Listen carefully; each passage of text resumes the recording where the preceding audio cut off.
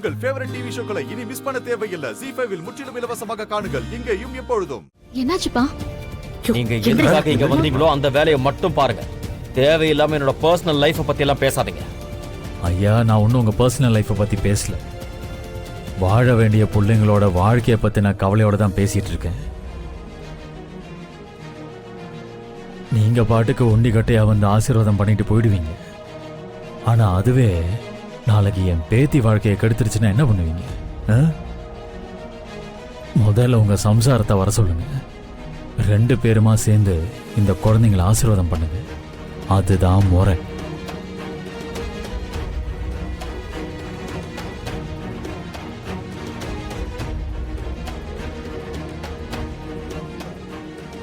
எப்பா, பிள்ளைங்களை பெற்றவங்களா உங்களுக்காக தான்ப்பா பேசிக்கிட்டு இருக்கேன். உங்க குழந்தைங்க வாழ்க்கை நல்லா இருக்கணும்னு நினைச்சீங்கன்னா அமைச்சரோட சம்சாரத்தை கூட்டிட்டு வர சொல்லுங்க. போங்க. எதுக்கு சம்பந்தமே இல்லாத விஷயத்தெல்லாம் பேசிட்டு இருக்கீங்க? தம்பியோட சம்சாரம் வெளியில எங்கேயும் வர விரும்புறதில்ல, அதனாலதான் கூட்டிட்டு வரல. புரிஞ்சுக்கோங்க.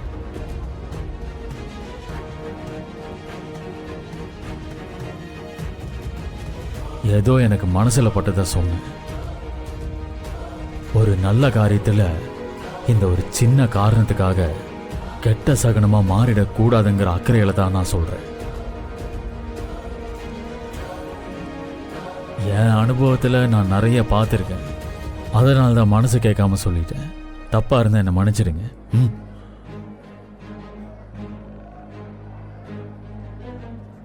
ஐயா, சொல்றேனேன்னு தப்பா எடுத்துக்காதீங்க ஐயா. என் பொண்ணு வாழ்க்கை நல்லா இருக்கணுங்க ஐயா. தயவு செஞ்சு கொஞ்சம் பெரிய மனசு பண்ணி உங்க வீட்டுக்கார அம்மாவை வர சொல்லுங்க ஐயா.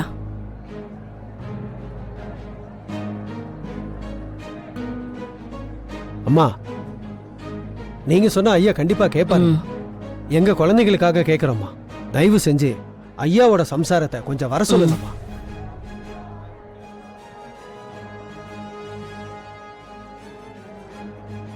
ஐயா, எனக்குமே அவங்க சொல்றது நியாயமா தாங்கயா தெரியுது. நல்ல காரியம் பண்றோம், அதுல தெரிஞ்ச எதுக்கே ஒரு கரும்புலி விட்டு வைக்கணும்?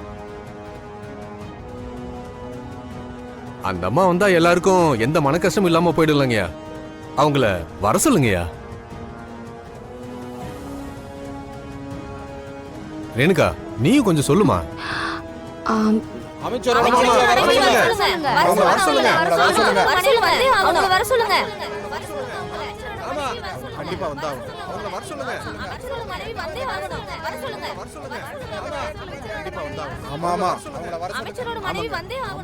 அக்கா, வர சொல்ல.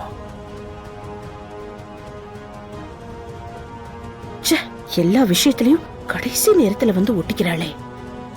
என்னம்மா, அதான் அமைச்சரே ஓகே சொல்லிட்டாரு. நீங்க எதுக்குமா இவ்வளவு தூரம் யோசிக்கிறீங்க? வர சொல்ல தானே போறேன், அதுக்குள்ள என்ன அவசரம் உங்களுக்கு? ஏ சுமதி அண்ணி, நீ போய் ஜானகியை கூட்டிட்டு வா. சரிங்க அண்ணி. ரொம்ப நன்றிங்க அமைச்சரே.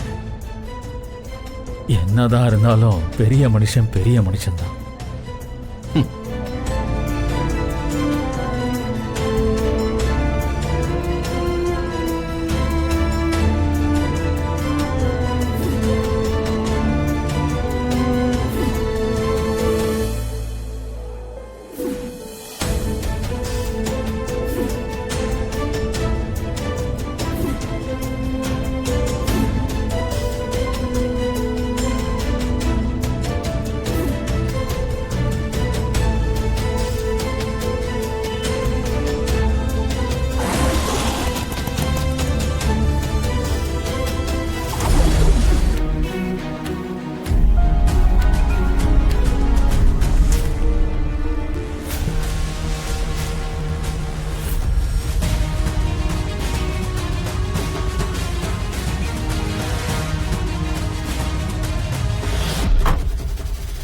ஏய் நில்லுங்க. நீங்க பாட்டி உங்களை உள்ள கூட்டு போயிட்டு இருக்கீங்க. உங்களுக்கு வேலையை உள்ள விடக்கூடாது மாமா சொல்லியிருக்காருல. பிரச்சனை பண்ணாம வெளில போங்க. தம்பி ரஞ்சித், கூட்டிட்டு வர சொன்னதே பெரிய மாமா தான். இல்ல இல்ல, அதுக்கெல்லாம் சான்ஸே இல்ல. கண்டிப்பா மாமா அப்படி சொல்லிருக்க மாட்டாரு. மாமா மட்டும் இல்ல, உங்க அம்மாவும் தான் சொன்னாங்க. வழியை விடு. அம்மா சொன்னாங்களா? அவங்க எதுக்கு இவங்கள கூட்டு வர சொல்ல போறாங்க? நீங்க ஏதோ நேமாத பாக்குறீங்களா? நீங்க இங்கே இருங்க, நானே போய் கேட்டு வரேன். ம்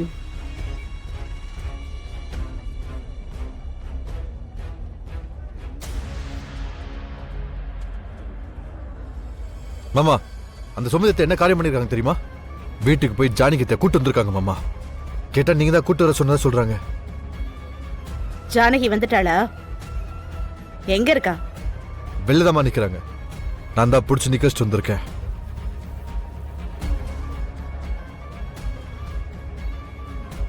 ஆ, ஜானகினா யாருமா? அவளதானே கொஞ்ச நேரத்துக்கு முன்னாடி கூட்டிட்டு வந்தே ஆகணும்னு நீங்க கலாட்டா பண்ணீங்களே, அவ. யாரு? அமைச்சரோட சம்சாரத்தையா வெளியில நிக்க வச்சுட்டு வந்திருக்கான் அந்த பையன். என்னம்மா இது அநியாயமா இருக்கு? இந்த சின்ன பையன் எப்படிம்மா அவங்கள கண்ட்ரோல் பண்றான்? அட கடவுளே, எனக்கு ஒண்ணுமே புரியலையே. அப்படின்னா அமைச்சர் ஐயாவோட சம்சாரத்துக்கு அவ்வளவுதான் மரியாதையா? ஏய் மாமா. ஏன்டா அவளை வெளியே நிறுத்தி வச்சிருக்க? வர சொல்றா. சரிங்க மாமா. தம்பி தம்பி நில்லுப்பா.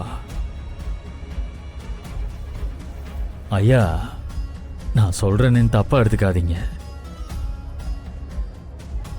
நீங்களே போய் உங்க சம்சாரத்தை கூட்டிட்டு 2 பேரும் ஒன்னா நடந்து வாங்க. அப்பதான் அவங்களுக்கும் கௌரவமா இருக்கும்.